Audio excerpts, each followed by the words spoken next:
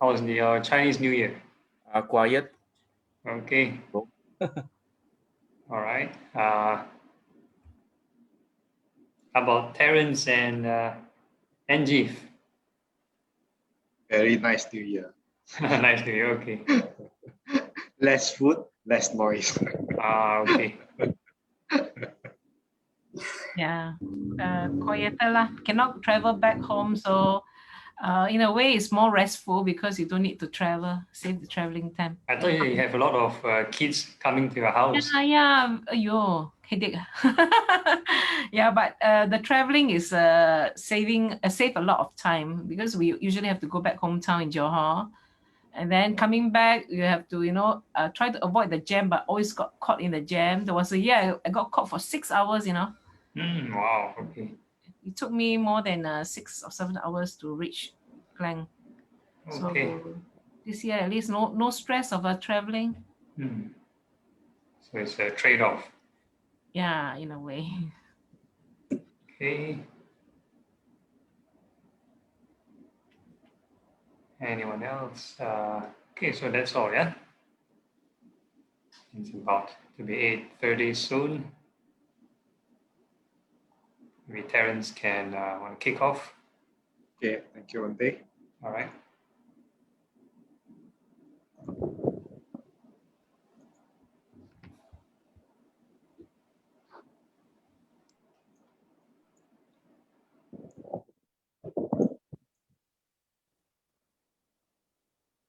You too, and good evening, everyone. Welcome to MSBS Weekly Guided Meditation by Phra Goh. Today is the 20th of February, 2021. We are very fortunate to have with us Bhante Adhibalo, popularly known as Phra Goh. Bhante was born on July 14, 1985, and had his bhikkhu ordination into the Thai Dhamma Youth sect at the Sankti Forest Monastery, Johor, Malaysia in 2008. He spent his 5 months retreat at various forest monasteries in Malaysia and Thailand. He is currently the Vice President of Palelai Buddhist Temple, Singapore. Today we are continuing the Maha Satipatthana Sutta. Bhante will be leading the homage to the Buddha and taking of 5 precepts for Buddhists after this. Now let us compose our minds for palms together and welcome Bhante. Over to you, Bhante. Okay, thank you, Terence, for the introduction. So we can start off with the opening chant, the homage. Namo tassa bhagavato arahato samma sambuddhassa. Namo tassa bhagavato arahato samma sambuddhassa. Namo tassa bhagavato arahato samma sambuddhassa. 3 refuges. Buddhang saranang gacchami. Dhammang saranang gacchami. Sanghang saranang gacchami. Dutiyampi Buddhang saranang gacchami. Dutiyampi Dhammang saranang gacchami. Dutiyampi Sanghang saranang gacchami. Tatiyampi Buddhang saranang gacchami. Tatiyampi Dhammang saranang gacchami. Tatiyampi Sanghang saranang gacchami. The 5 precepts. Panatipata Veramani Sikkhapadang Samadhiyami. Adinadana Veramani Sikkhapadang Samadhiyami. Kamesu Michachara Veramani Sikkhapadang Samadhiyami. Musavada Veramani Sikkhapadang Samadhiyami. Suramiraya Majapamadatthana Veramani Sikkhapadang Samadhiyami. Sadhu, sadhu, sadhu. Okay, good evening, everyone, and happy Chinese New Year again. Now it's still the Chinese New Year period, and today we are still continuing with this Maha Satipatthana Sutta, right? It's, this Digha Nikaya 22. So this is like the longer version. Digha Nikaya is long discourse. There's also another Maha Satipatthana Sutta in the Majjhima Nikaya. It's a shorter version. So this is like explaining in detail. Right, so today we're going to in detail again, but this time it's like very basic Buddhism, because now we are talking about this Dhammanusati, the mindfulness of the Dhamma, and we are covering these Four Noble Truths. All right, and we shall move on to that slide. Okay, so we've talked about the second Noble Truth, which is the cognitive process on how suffering arises. And the third Noble Truth, we've already discussed how suffering ceases. Maybe move on next slide. Yeah, talk about all the sense organs, very similar to the dependent origination, which we've covered last year. Next. Next. Okay, so perhaps the last few points, there's this directed thought, thought directed and evaluated of forms, right? So this directed thought and evaluation is, if I'm not very good in Pali language, but according to Ajahn Jeff's translation, is the same term he used for the first jhana factors, yeah? There's this vitaka and vichara. So he translated it as directed thought and evaluating of thoughts. So these are the two words used. The common other terms which other translators use would be sustained and applied thinking or thought. Yeah? So these aren't concentrative states. These are actually sort of analyzing or making something like stories out of the sense contact, right? So it's like building up of a molehill right after clinging, right? So even in a concentrated state, one also has these distractions, right? This directed and evaluation of forms, thoughts. Yeah. So these are the thoughts that is distracting the mind. It is only through deeper or higher concentration where these distracting thoughts are abandoned. So even in concentration, there's still, we call it restlessness or the mind affecting the mind, thoughts affecting the mind. Okay, next. Okay, so today, again, back to more basics. Now is the fourth Noble Truth. We've covered 3. So the fourth Noble Truth is actually the solution, right? The solution. We talk about cessation on the third Noble Truth, how to cease this clinging, right? So the fourth Noble Truth is the strategy, how to apply, what to do exactly, how to uncling the mind, right? So these are the 8 steps or the 8 things which we need to do. Okay, and what is the noble truth or the path of practice leading to the cessation of stress? Right, just this very noble eightfold path. So the 8 paths. First one, right view. Second, right resolve. The other translators would be right thought. Number 3, right speech. Number 4, right action, followed by right livelihood. 6, right effort.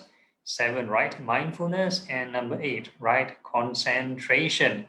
Right, so this goes one big round. Today's topic is on right mindfulness, and mindfulness is within mindfulness. So there's right mindfulness within right mindfulness again. So number 7 is right mindfulness. Okay, so very interesting thing. So if you look at the wheel on the right, so there are 8 spokes representing the Eightfold Path, right? So today we shall go in detail. What are these Eightfold Paths? So next slide. Okay, so this is the definition. What is right view? Right, knowledge with regard to stress, which is the first noble truth. Knowledge with regard to the origination of stress, which is the second noble truth. Knowledge with regard to the cessation of stress, which is the third noble truth. And knowledge with regard to the way of practice leading to the cessation of stress. This is called right view. Okay, so this is the definition of right view.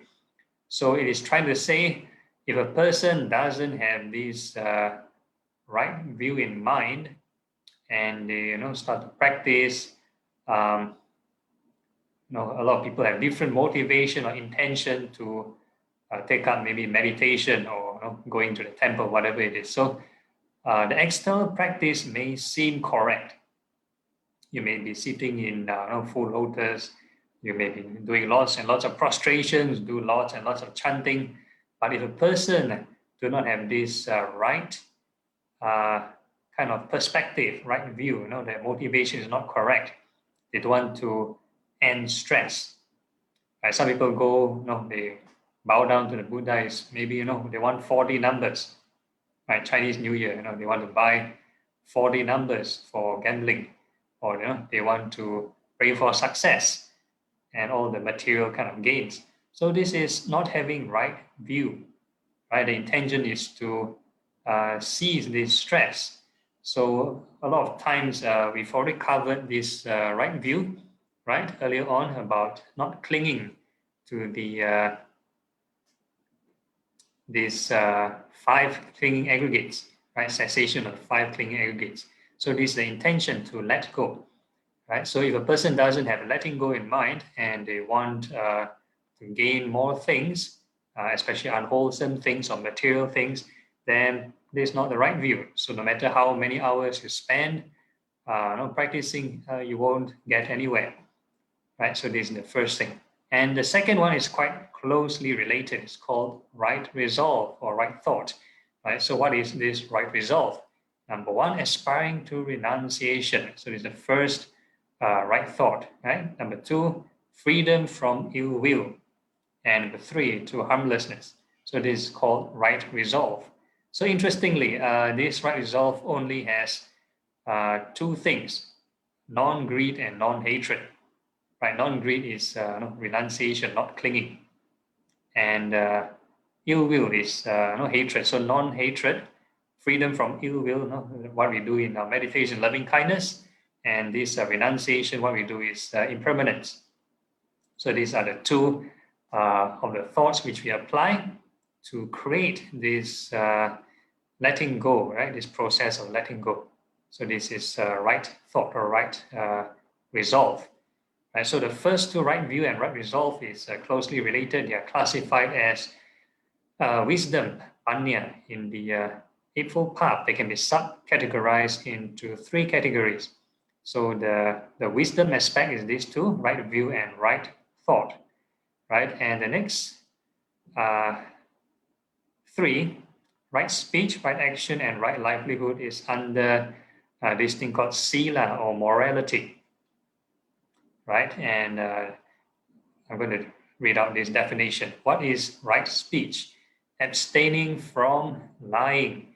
So this one we already chanted in our precepts. From divisive speech, from abusive speech, from idle chatter. This is called right speech. So right speech has 4 things. So when we chant the precepts, only 1, right? Abstain from lying. So there are other things involved as well. Things like divisive speech, abusive speech. Divisive means saying things that will break up communities, right? Split groups of people. Abusive speech is any kind of harsh speech, right? And idle chatter, speaking things that is totally unrelated to helping you, not beneficial. So these are the few things. That abstain from lying, very obvious, not telling the truth. So these are the 4 things. So these will help you to sort of calm down the mind. So why is it called right? So I give an example. If a person has right view and right resolve, somehow or naturally, the speech will be right. So it's the will is actually together. So what I give an example.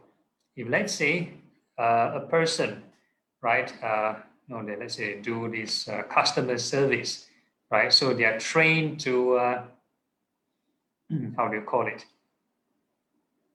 Be polite, to their customers, right? So they can say externally, very polite and nice things, but sometimes, internally in the mind, they might be criticizing or complaining about the behavior of the customers. So they have lots of these wrong thoughts towards the customers. But again, because of the tact, right, skillful and polite tactness externally, right, they may seem very nice and polite, very pleasant. So this is not really right speech. So right speech is actually constituting both aspects, the physical part and also mainly the mental part. But in some instances, there's like a case study in the Buddha's time. There's a certain monk that sort of seem to appear to use abusive speech. Starts to call the other monks, dog, you pig, you mule, horse, you monkey, right? So he uses these kinds of animal terms to address other monks. So the other monks went to complain to the Buddha, say, hey, this so and so monk start to use these words on us. Right? So the Buddha, of course, having the ability to know the other states of mind of other beings, of other people, looked into the mind of that particular monk. And he found that, hey, this monk is free from anger. He's trying to say this monk is already very well attained. And so he told the rest of the monks that, okay, this monk don't mean any ill will towards you. Right? And for the past 500 lifetimes, he was a slave owner. So somehow it's like his habit to just call some very derogatory kind of term to other people, to his slaves in the past, right? So when you look at the other monks, he's like habitually just use this kind of terms, but in the mind, he doesn't have this ill intention. So very interesting case study, but it's trying to say, certain actions are very subjective. Certain speech, some might find it culturally offensive, some may not find it anything. So it's very subjective from person to person. And next one again is right action. What is right action?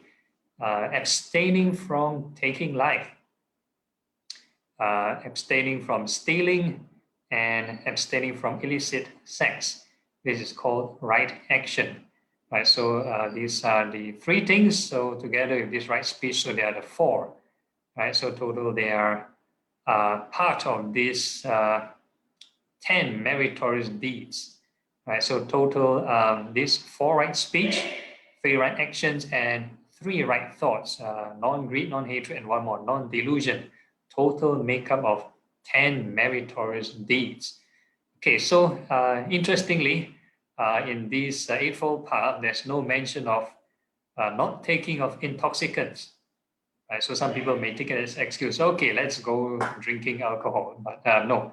No, there's a case where a certain individual in the Buddha's time, he was very well practiced, observed the precepts very well, and he started to take this alcohol. So after taking alcohol, right, he was drunk. He went back home. He heard his neighbor's chicken ran into his house, and what he did was he killed the chicken for his meal. Right, so after killing the chicken for his meal, the neighbor's wife came knocking on his door to find whether her chicken, right, went over to his house. So this fella, being drunk, I found these women attractive, and then he had sex with her.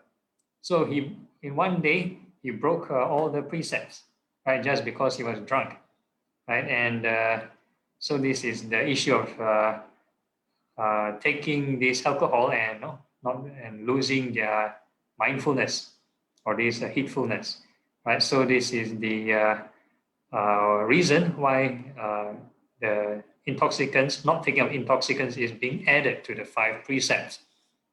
Okay, next. Okay, and what is this right livelihood? Right, so there's a case where a disciple of the noble ones, having abandoned dishonest living, keeps his life going with right livelihood. Right, it's called right livelihood. Again, the whole idea is honest living, and of course don't break the law.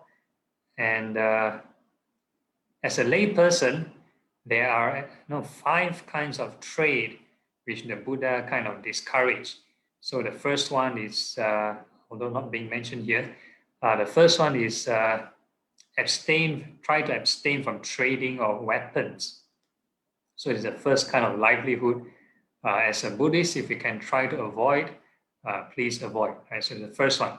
And the second kind of trade is trading of living beings. So this is the second kind of trade. So it can be human beings or animals or whatever it is. So human trafficking or animal kind of trade, buying and selling. So this is not encouraged at all. And the third kind of trade is, interestingly, trading of meat. Right? Do not buy and sell meat. Right? So maybe some temples advocate maybe vegetarianism. Maybe they're helping with this reduction of trade. And the fourth livelihood, which a person should avoid, is this trading of poison. Trading of poison, this stuff which can kill, right? Like these insecticides, pesticides, and all those stuff, or maybe chemical weapons. And the last one is this trading of intoxicants, right? So these are the liquor, alcohol. So all these are the stuff, 5 kinds of livelihood, 5 kinds of trade, which a layperson should try to avoid. So of course, in these modern times, there are more things in the technology, and the goods and services are different now. So this general term, abandoning anything dishonest. So this would be a very good guideline. Okay. And the last one, sorry. Okay, so we talk about the 3, right? Effort, speech, action, livelihood. So this constitute sila or morality. So now we're touching on this mental cultivation, which is the last 3, which is right effort, mindfulness, and concentration. So these are the last 3 of the Eightfold Path. So what is the definition of right effort? Okay, so there is a case where a monk generates desire, endeavors, arouses, persistence. So again, this desire is wholesome desire, not the desire that causes suffering. So this is the desire that wants to end suffering. Okay, and I shall continue. Arouses persistence, upholds and exerts his intent for the sake of the non-arising of evil. So this is the desire part. So, and skillful qualities that have not yet arisen. Okay, so this is the first right effort. For the sake of abandoning of evil, unskillful qualities that have arisen. All right, so the first right effort is, if evil hasn't arisen, right, then don't let it arise. But if, let's say, unskillful qualities that have arisen, then you abandon it. Yeah? So this is the second right effort. And for the sake of arising of skillful qualities that not yet arisen, right, that means you train positive qualities that have not yet arisen. There's a third right effort. For the maintenance, non-confusion, increase, plenitude, development, and culmination of skillful qualities that have arisen. So this is the fourth right effort. That means if you already have a certain positive quality, then you should maintain it and perfect it. Yeah? So this is the definition of right effort. So there are 4 things. The first 2 is regarding the bad ones, and the other 2 regarding good qualities. So the first 2 is avoid and abandon, right? The bad qualities, and the other 2 is good qualities, arouse good qualities, and perfect and develop the skillful qualities. So these are the 4 right efforts. Okay, next. And again, what is right mindfulness? So I don't have to go back to the first slide. It's just a short summary. There is a case where a monk remains focused on the body in and of itself, right? Ardent, alert, and mindful, putting aside greed and distress with reference to the world. Right, so this is the first right effort, the first right mindfulness.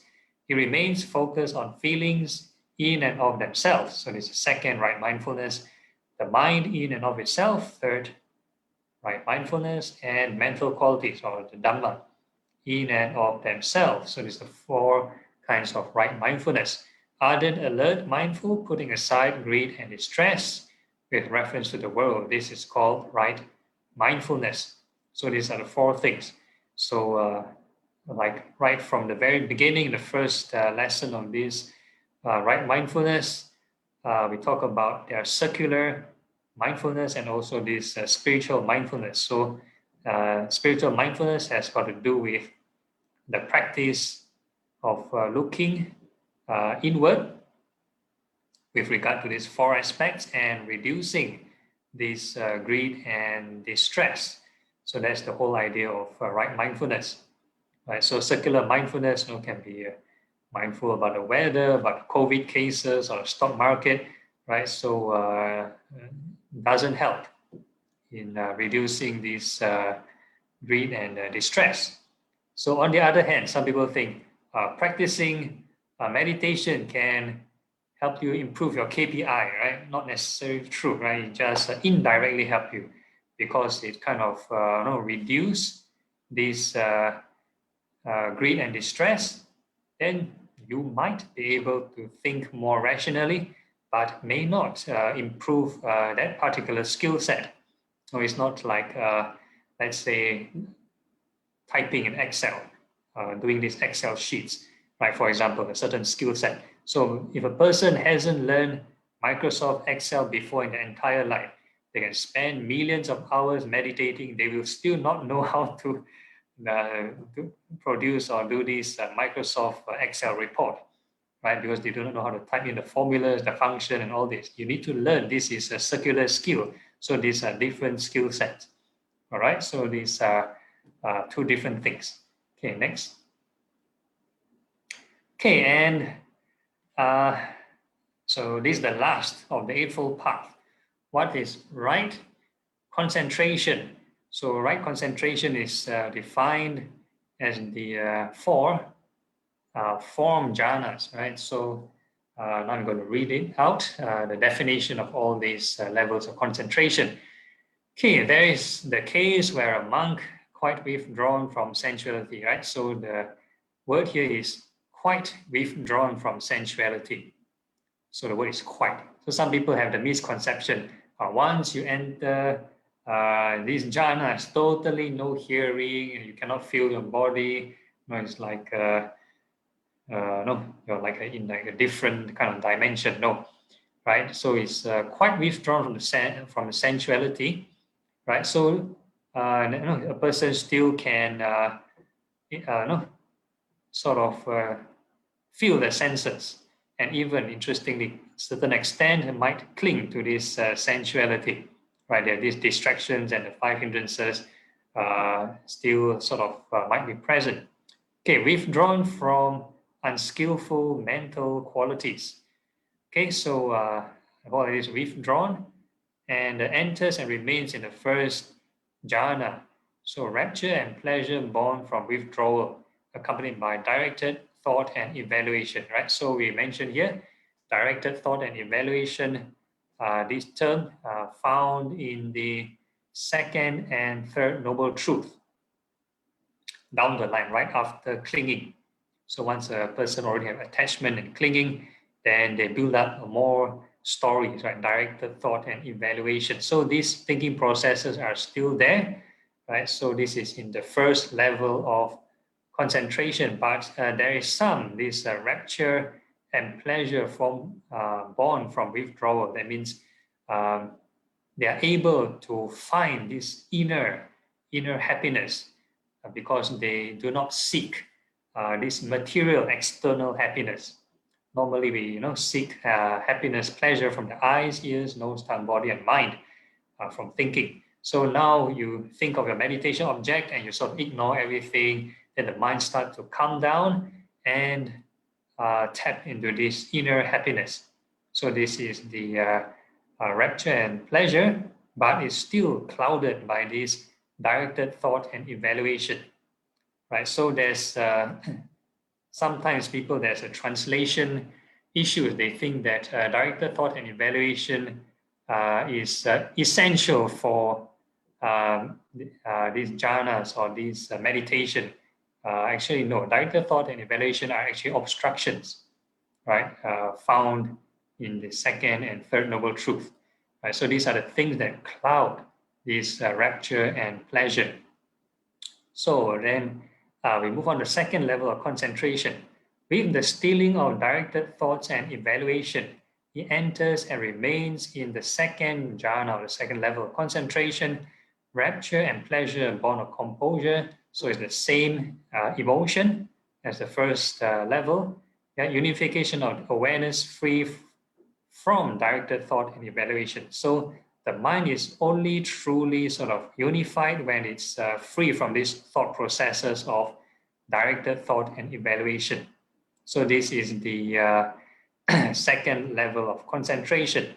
So the second level doesn't have this directed thought and evaluation. So the mind is more, how do you call it, quieter, right? It's quieter, right? And if you want to cross-reference with this Jhana Sutta, because some people think, oh, okay, second level of concentration onwards, that means we go higher, that means no more thinking.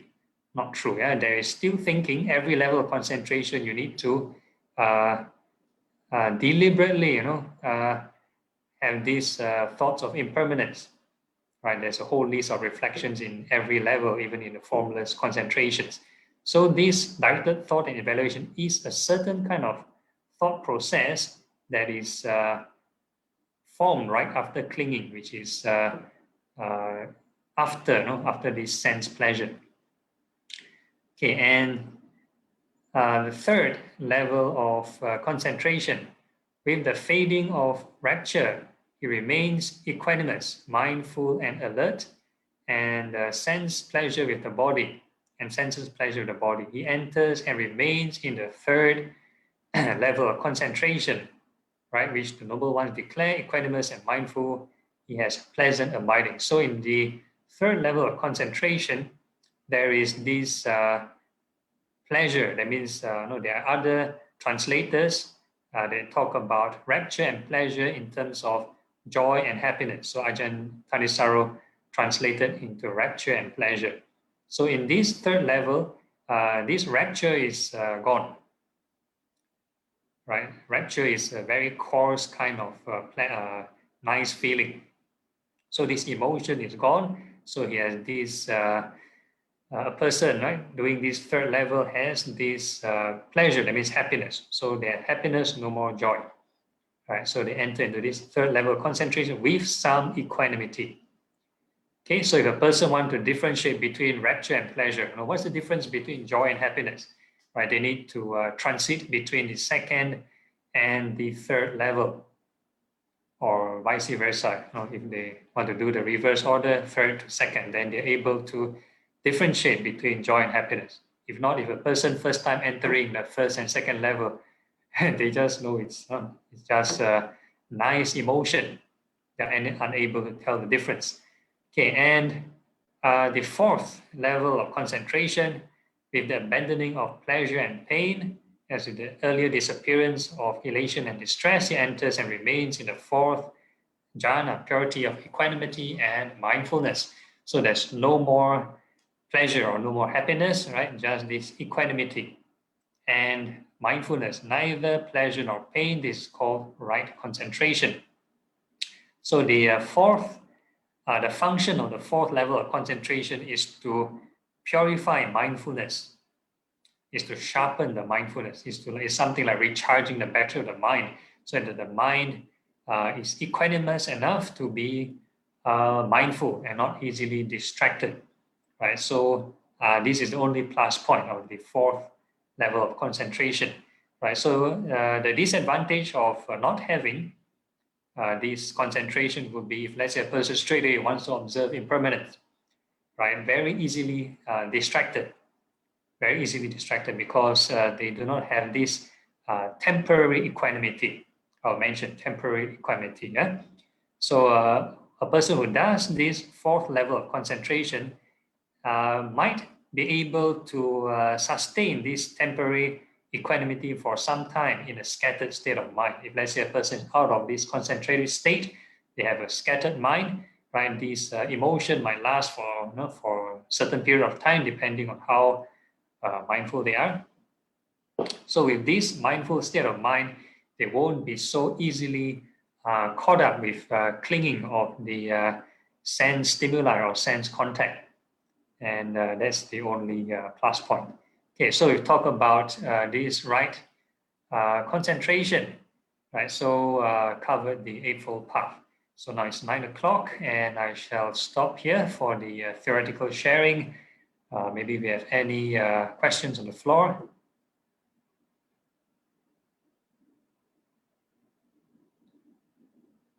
Anyone?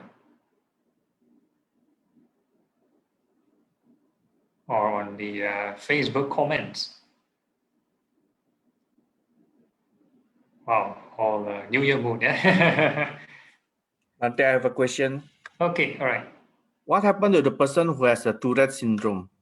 What syndrome? Tourette. What is that? Tourette. Tourettte. The person who can shout and like he will say dirty words sometimes. Oh, okay. Yeah, because I remember you talk about the monk that who can just speak the animals, right? Then some people have this Tourette syndrome. Okay. That he involuntarily just shout and sometimes shout something that is not yeah. Yeah, if it's diagnosed medical condition and if they do not have the intention, then they do not create the karma, right? They do not create the mental karma, at least for the mental karma part. Yeah, but there are definitely consequences, because of the way they behave externally. Definitely will affect the relations of the people around them. Does the person violate the right speech? Yeah, okay. So again, with the precepts, a lot has to do with intention. If they do not have the intention to, if there's no ill intent to sort of harm or demonize anybody, then there is they do not break the precept of this right speech. Yeah. Does it related to the past karma? Maybe everything is sort of intertwined, right, to our past, but hard to say. Yeah, some things can be generated from this lifetime.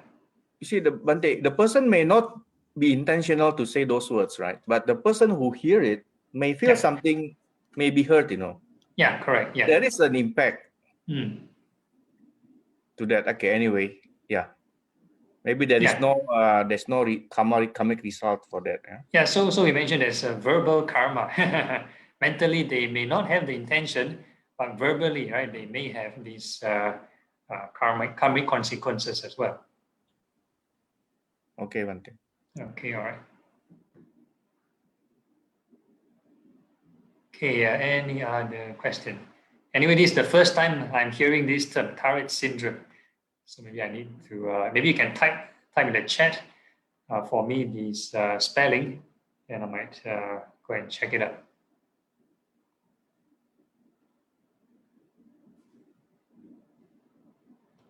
Okay, any other questions? Terence from the Facebook comments? No, nothing. Okay, then if there's no other questions on the ground, then we can move for a break. Now it's 9:08 on my clock, so maybe 9:13 can come back for the guided session. Yeah. Okay. See you all later.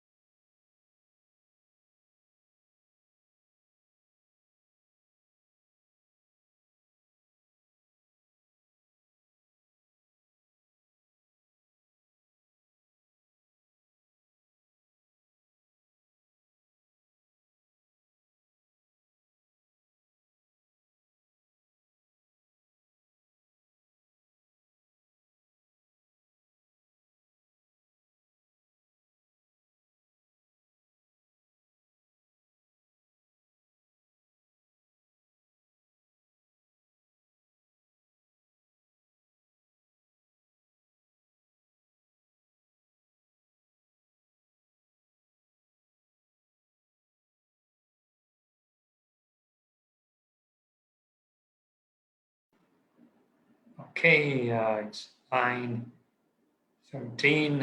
Hopefully everyone's back. I'll just look at the screen to see whether they turn on the cameras. We have a few more people joining in. Raymond and iPad. I don't know who is iPad, but if you're present, kindly switch on your cans so that I know I can start.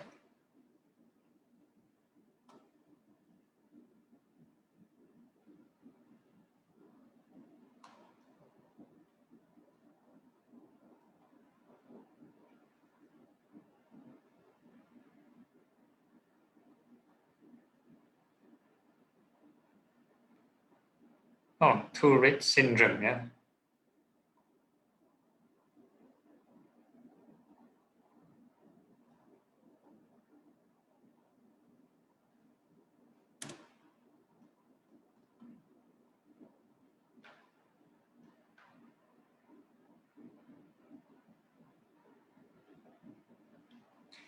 Yeah, I checked the definition.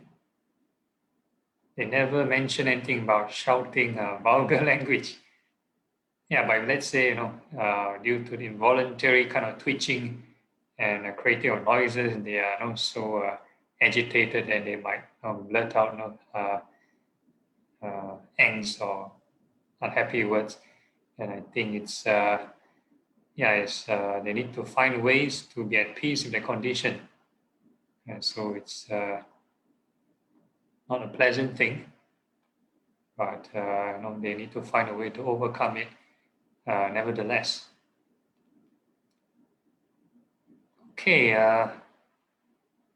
so I guess most of people are here, so we can start with the meditations.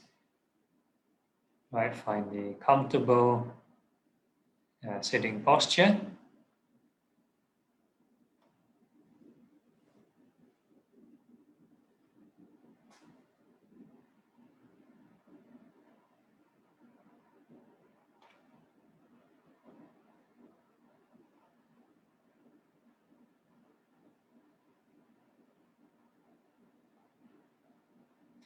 Okay, once you're ready, make sure your back is upright, your body is relaxed.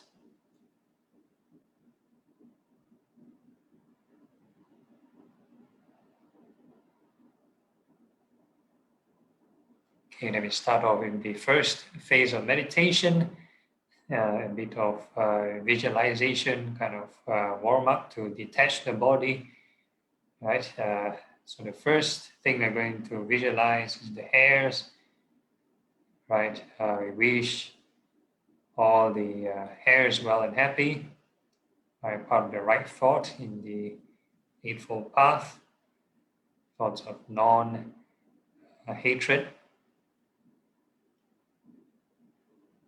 So all the hairs from head to toe, may they be well and happy.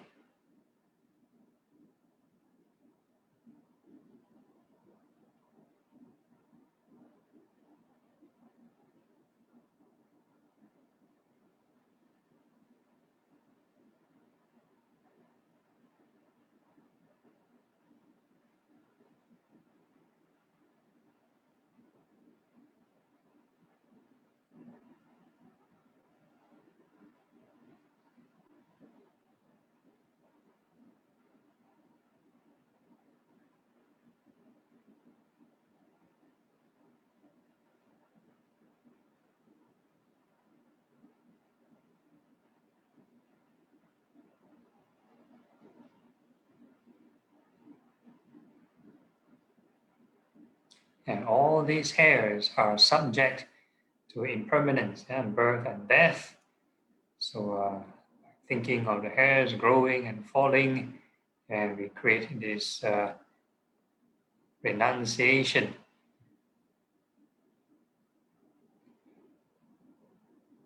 And so we're going to think of the hair growing long, getting dirty, oily and sweaty, turning white, having hair problems, cracks, splits, and they fall off. Yeah, lots of hair falling off. So you need to think of the hair growing and falling, growing and falling. So the more frequency you think of impermanence, the more the detachment. If let's say you hold on the image for more than 2 seconds, then definitely there'll be clinging. So if you want to apply the Eightfold Path, right, there's this thing called right effort. You need to keep on generating this right thought. Either you have loving kindness or you need to think of impermanence.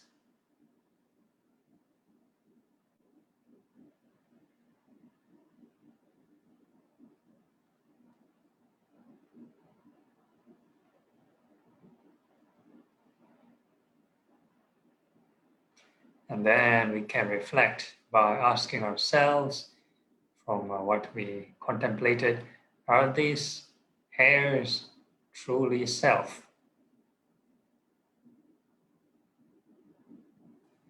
Right? Can we tell the hairs not to go through this birth and death?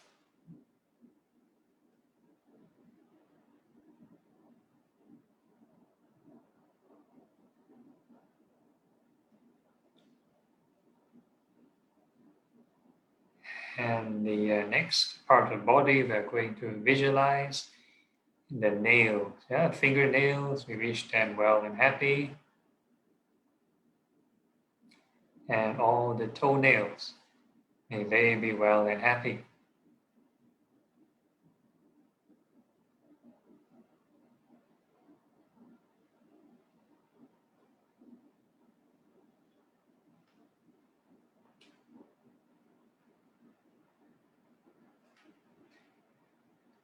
So all the nails are subject to this birth and death.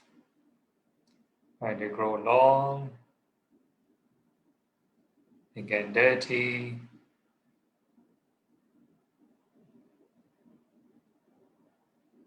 sometimes they discolor due to disease, malnutrition, and they go through wear and tear, scratches, cracks, or they even chip off.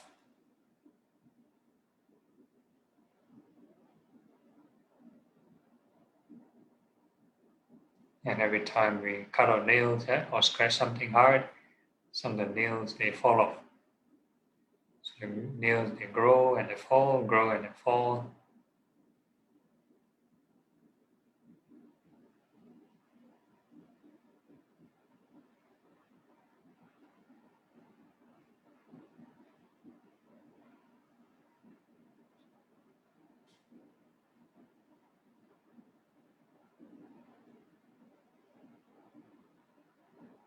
And we can ask ourselves, are these nails truly self?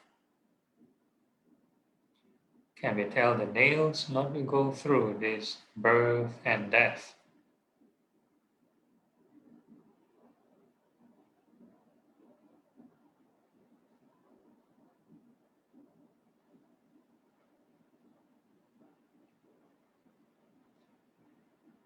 And the next part of the body, we're going to visualize the teeth. All the teeth inside the mouth, may they be well and happy. All the upper rows of teeth, may they be well and happy. And all the lower rows of teeth, may they be well and happy.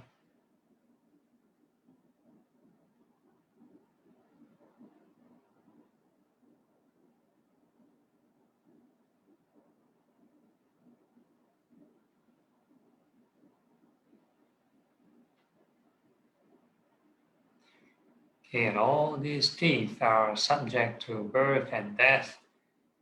They change in shape and size, change in color, and get dirty. All the plaque build up, get yellowish, and turn brown and decay, and they turn black. and they have these tooth cavities, they grow holes, and they get loose, loose and shaky, and eventually they fall off. So all the time the teeth goes through wear and tear, all the grinding and chewing, sometimes on accident and the teeth may chip off and chew something hard. So think of these teeth, right? Decaying. And we can ask ourselves, are these teeth truly self? Can we tell the teeth not to go through this birth and death?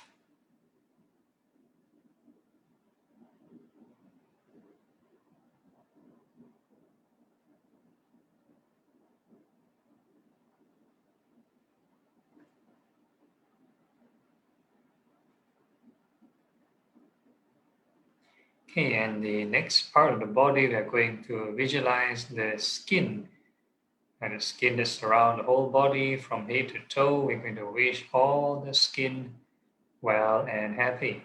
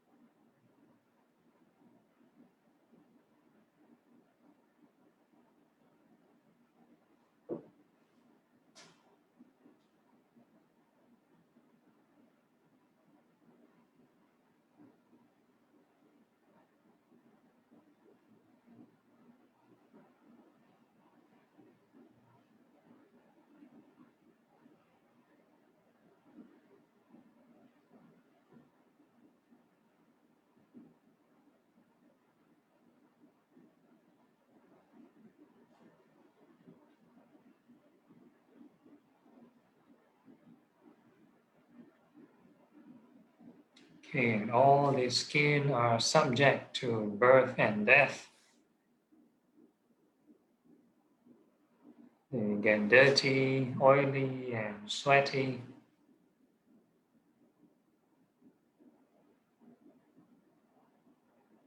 And they wrinkle when it's older. And they're full of skin problems. Right? Sometimes crack when it's dry, turn red, right? Skin irritation, rashes, boils, pimples, and so on. And the dead skin fall off all the time. Every time we rub our skin, some dead skin fall off. So the skin keep growing and falling, growing and falling.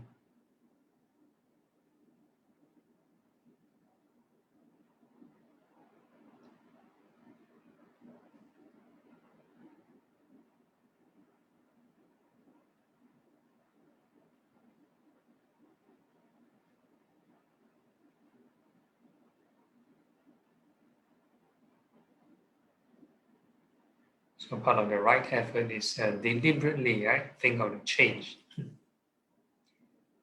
Don't get sucked into the story of whatever the mind or generated by itself.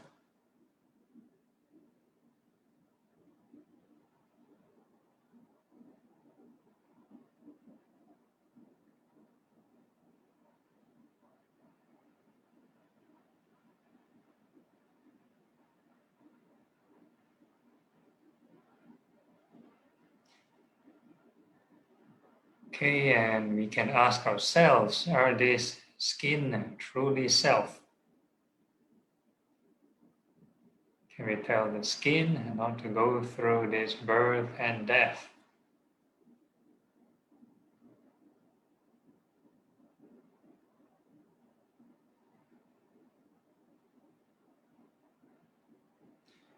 Okay, next up we are going to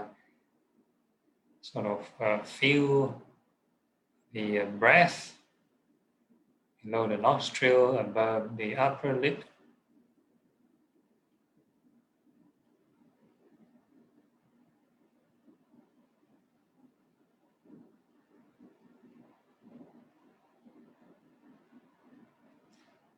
and gentle attention. Right, so this time there's no need to visualize. So when you restrict the mind to one small area, try to ignore all the other distractions around the body. So when you breathe in and out, we reach the breath well and happy. Inhale well, exhale happy. So this is the first application of right thought. Make peace in the breath and be friends in the breath. Do not try to struggle or fight.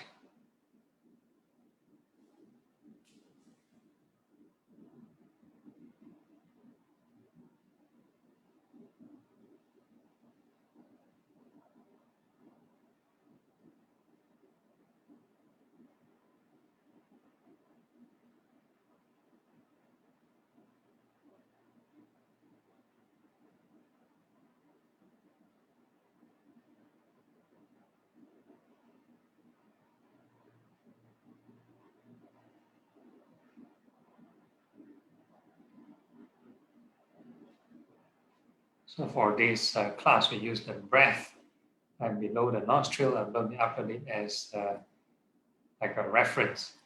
In your own free time, you can experiment any point of the body. Doesn't have to be below the nostril. Can be on your diaphragm, can be on the shoulder, can be at your hip or your neck. Right? Doesn't matter which point. Because this is just a physical kind of one-pointedness.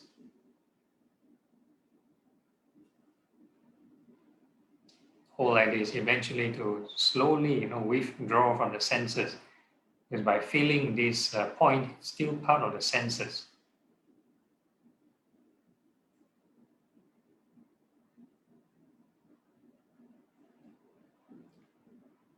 So the whole idea is to have loving kindness, to calm down this mental fabrication a bit.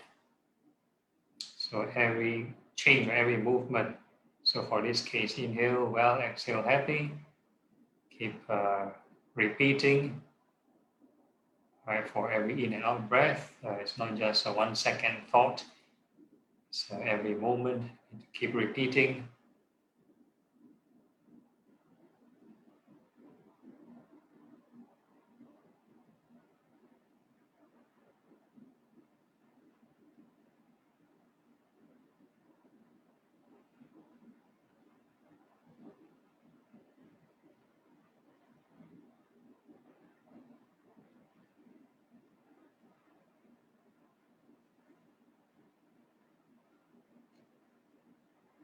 And once you think the mind is relatively at peace with the breath, then we can introduce the other right thought, which is impermanence, right? Thoughts of renunciation, actually. So we're going to keep observing the rising and passing away of the breath or any form of movement, however subtle or sharp is your mind. Whatever sensation you can detect, any movement, then you just mentally take note. This is arising and passing away.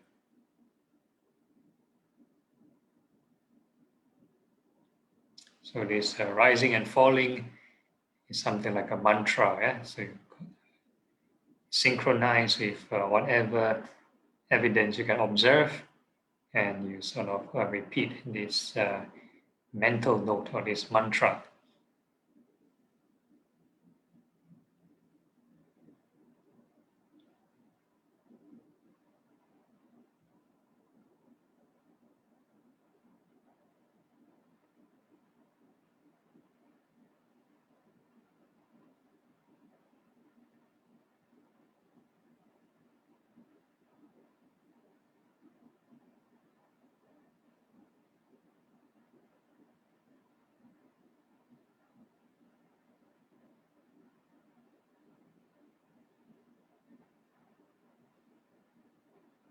So this eightfold path, using the right thought and the right effort, is like a universal method to cease this craving, regardless of whatever occupation you are, whichever livelihood.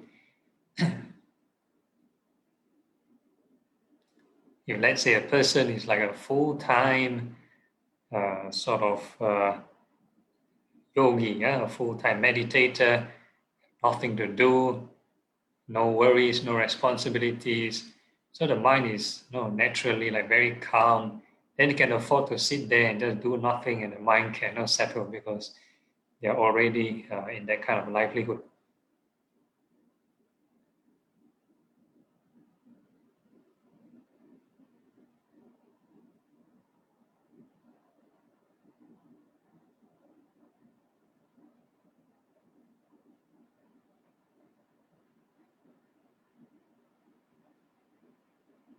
But for this routine, right, again, lots of thinking, call this skillful thinking.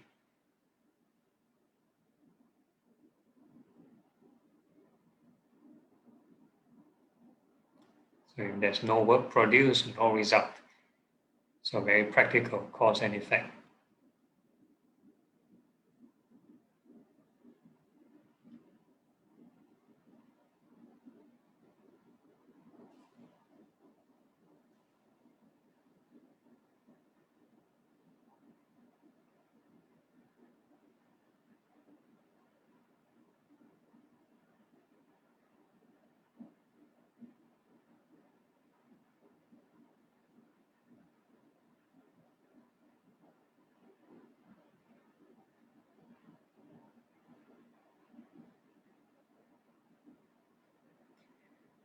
Okay, once you sort of experience this certain level of calmness, then we are going to direct the attention to the front, and we're going to wish all beings in front well and happy.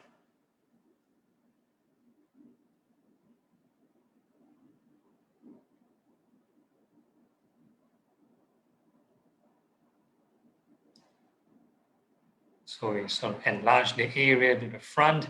The concept is still the same. This attention or this area to the front is still the same 5 aggregates. Same with this one-pointedness that you feel below the nose.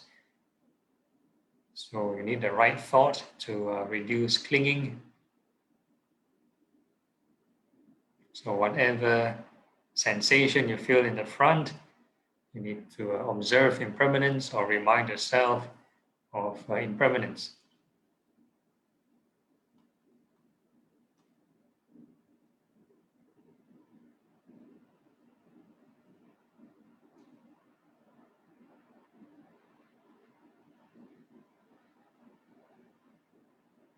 And we come back to ourselves, and we wish all beings behind well and happy. Same thing, right thought, all beings behind, and also to detach, we need this impermanence.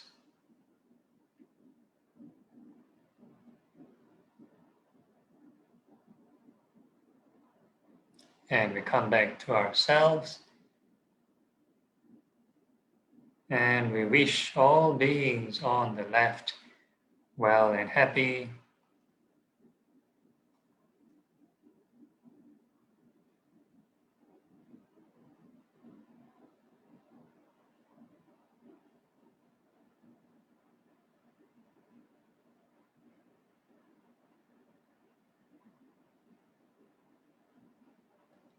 And we come back to ourselves, and we wish all beings on the right well and happy.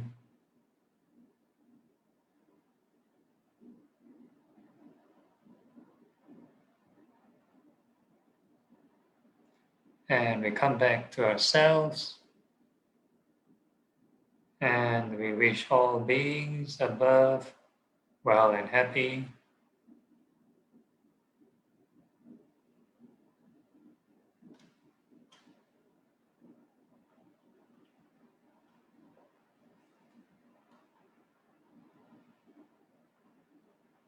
And we come back to ourselves, And we wish all beings below well and happy.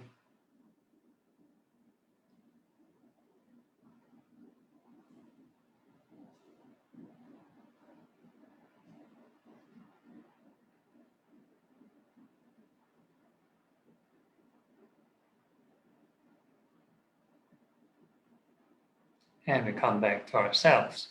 So this time round, we feel this whole body from head to toe in this loving kindness, right, inside and out. We wish the entire body well and happy.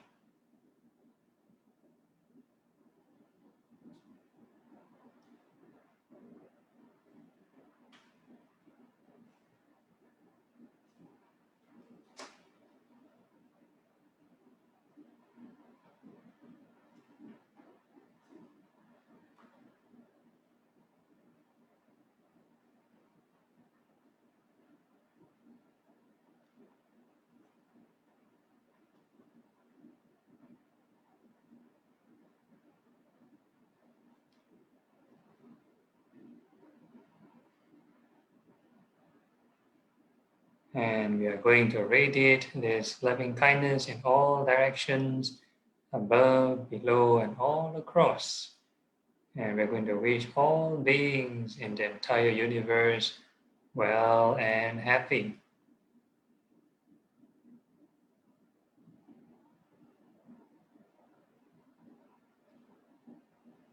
So no need to imagine too many things. Just have the concept, right? Wish all beings well and happy. And whatever sensation you feel or perceive, right, you can also observe impermanence.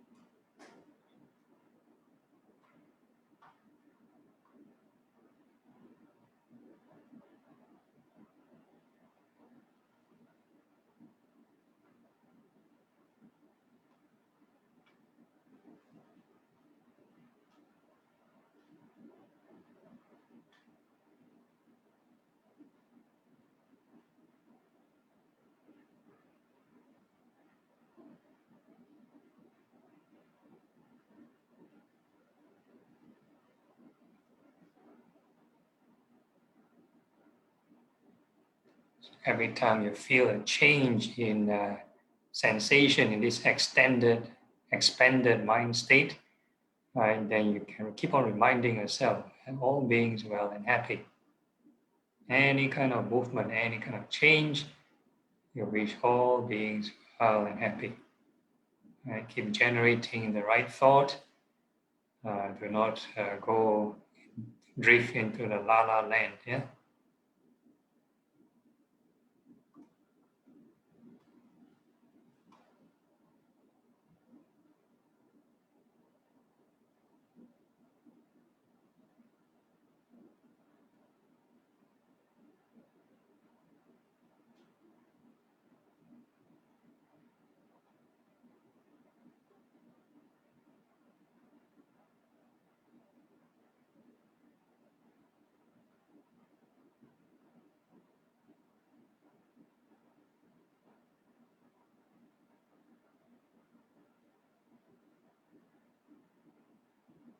And whatever pleasant sensation you feel, or whatever peaceful sensation you feel, right? You just take it as a side byproduct. The key emphasis is on the generating a right thought every moment.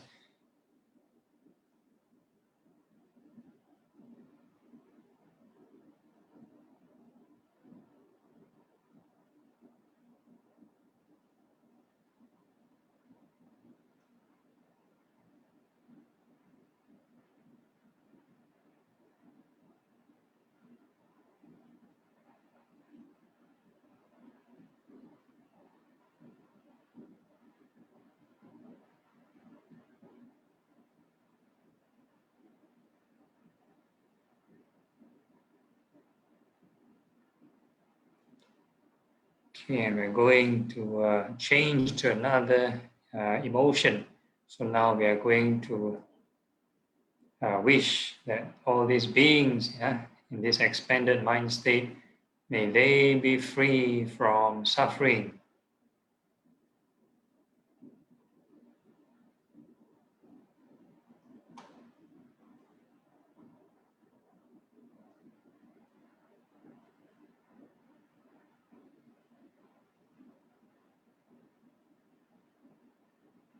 So whatever tension or stress you feel in your meditation, right? Other beings will also have stress, tension, and suffering. So you wish that may they be free from suffering. May they be free from dukkha.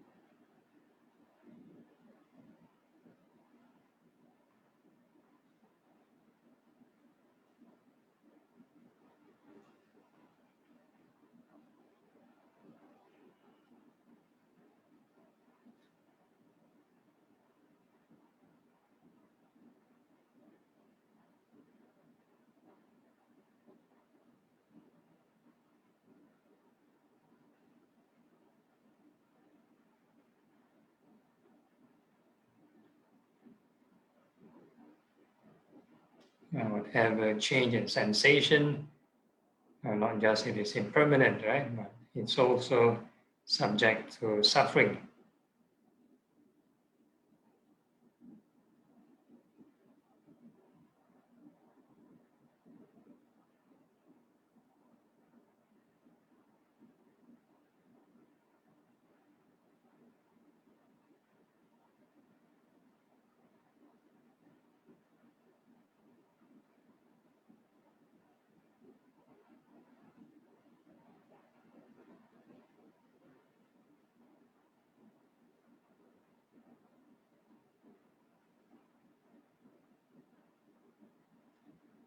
And we move on to the third immeasurable, which is this appreciative joy. Right? So you don't just be pessimistic, but also optimistic. Whatever beings, right? All beings, may they not be separated from what they have achieved. So whatever good qualities they've developed, right? May they not be separated from them.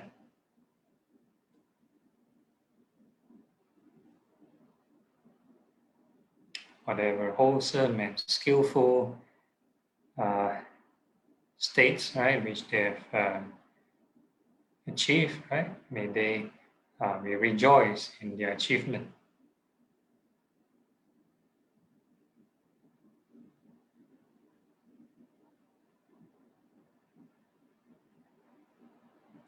This is quite in line with the Chinese New Year, right?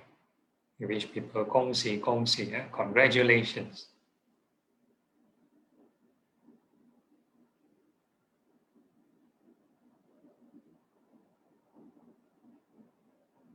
So we congratulate all beings, whatever spiritual reflections and practice which they have improved, and we congratulate all of them.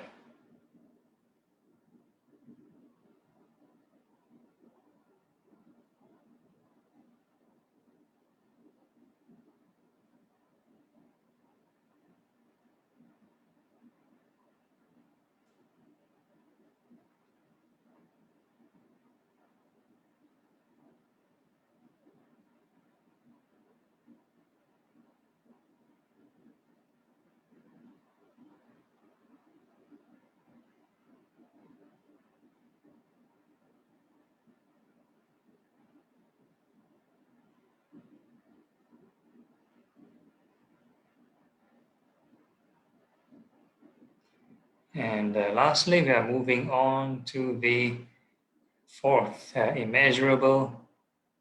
So all these beings, right, have all these ups and downs, not just suffering and their achievements, right? So all these changes are because of karma.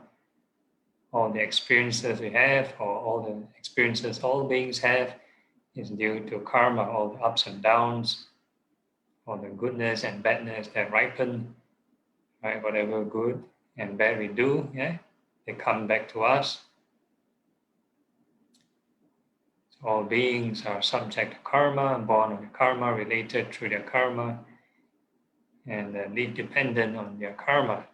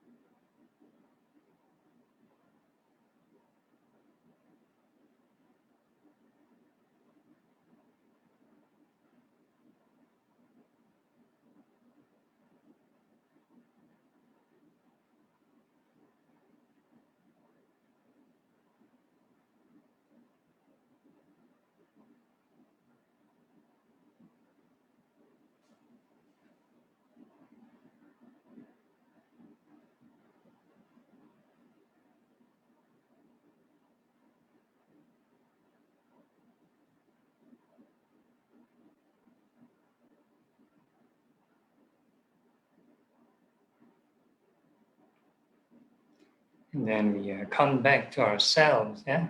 So now we don't extend the mind, we come back. And this time we change the mode of operation, different mental process. So now we are making this mind a scattered mind. No more extended mind. Yeah? So it's a scattered mind, let it freestyle. Right? Do not restrict or fix the mind anywhere. Do not deliberately direct the mind in any direction. So let the mind wander about naturally by itself. So in this scattered mode, we are trying to practice detachment in this state of mind. So this mind can move around through your six senses, eye, ear, nose, tongue, body, and mind. So now it's a catching game. Yes, you're supposed to observe how this attention arises and how it passes away.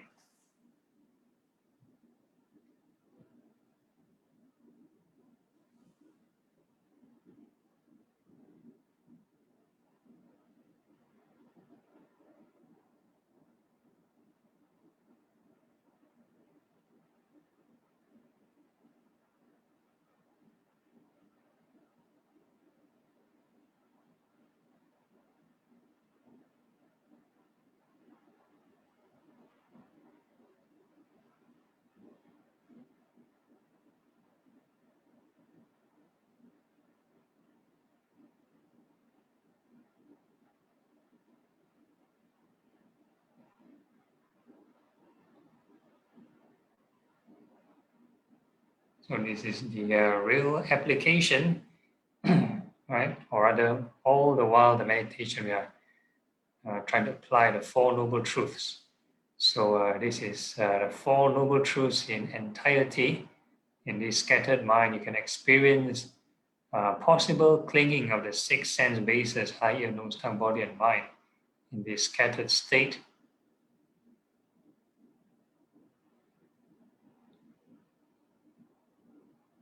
Or you can practice detachment of this eye, ear, nose, tongue, body, and mind.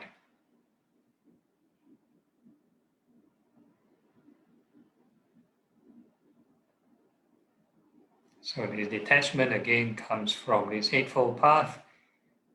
So I always emphasize lots of right thoughts and right effort. Every moment that tension arises, you need to remind yourself, right, that arising and falling.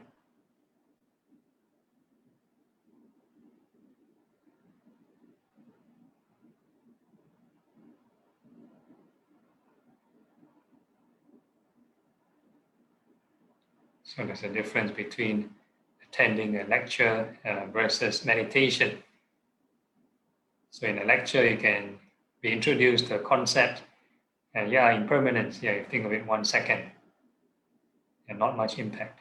It's like trying to start a fire by rubbing some dried sticks. You just rub it one moment, 1 second. You can't start a fire. You need to keep rubbing all the time until you can really see the effects produced. Yeah. So by continuously generating right thought, and effect will be the mind settling down, calming of the mind, a reduction of this formation and craving.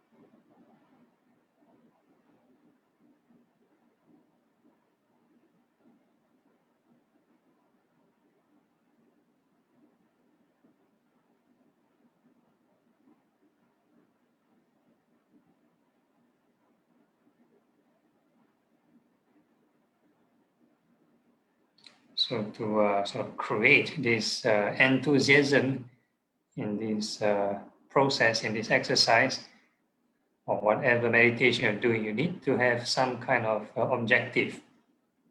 So the objective is this first noble truth, right view. You need the right target, your right mission objectives. Yeah. So the objective is to find this cessation. When the mind settles, where is its true origin point? How far is cessation?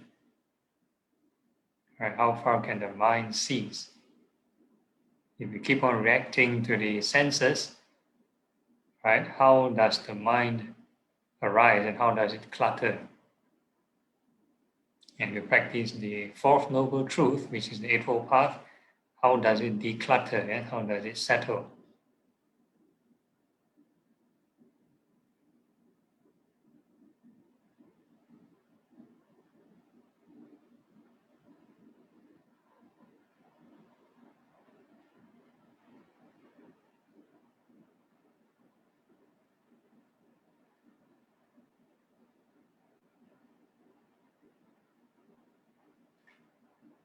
Okay, so by maintaining this state of mind, right, we can physically, right, conclude the meditation. You can open your eyes. It's still the same 6 senses, still there, right? But mentally, you still continue this right resolve or right reflection and the right mindfulness. So every moment, it's opportunity to practice non-clinging.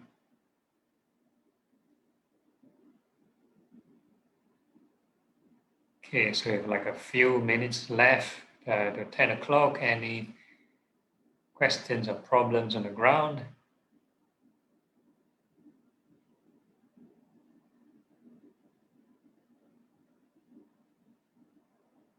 No, okay. Because we are coming to an end to this session, I think we have like only 1 or 2 more slides before ending this topic, right? Any suggestions from the ground on what kind of topic you want me to cover further on? No? No suggestions, never mind. Maybe you can feedback to Terence or whatever, type to me or type to Terence in the Facebook, right? Or in this chat, future upcoming topics. How about Bante? You come up with a suggested topic for us. I think it would be better if you all come up so that at least there's a demand. I can come up with something very uninterested, and you're not interested in it. It can be interesting for me, but might be boring for you. We are all still learning. Everything is every topic we are still learning, so it's fine with me. Okay, so probably I'll just dig up and suggest in the WhatsApp chat group. Okay, so if there's no queries, it's 10 o'clock, then I think we can conclude the session.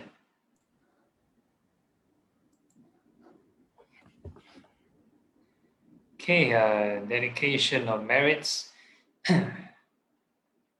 Akasatha ja bhumata devanaga mahitika punyang tang anumoditva chirang rakhantu loka sasanang etavata ja amhehi sampadang punya sampadang sabbe deva sabbe buddha sabbe satta anumodantu sabba sampati siddhya. Transference of merits to departed. Idang me nyati nang hotu, sukita hotu nyatayo. Idang me nyati nang hotu, sukita hotu nyatayo. Idang me nyati nang hotu, sukita hotu nyatayo. Aspiration. Imina punya kamena, mame bala samagamo, satang samagamo hotu, yavani bana patiya. Sadhu, sadhu, sadhu. All right, so that's the end of this class. Right, any announcements from Terence?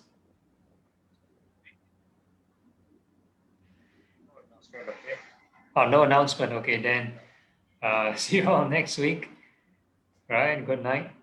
Thank you, Bante. Okay, no problem. Sadhu, sadhu, sadhu. Sadhu.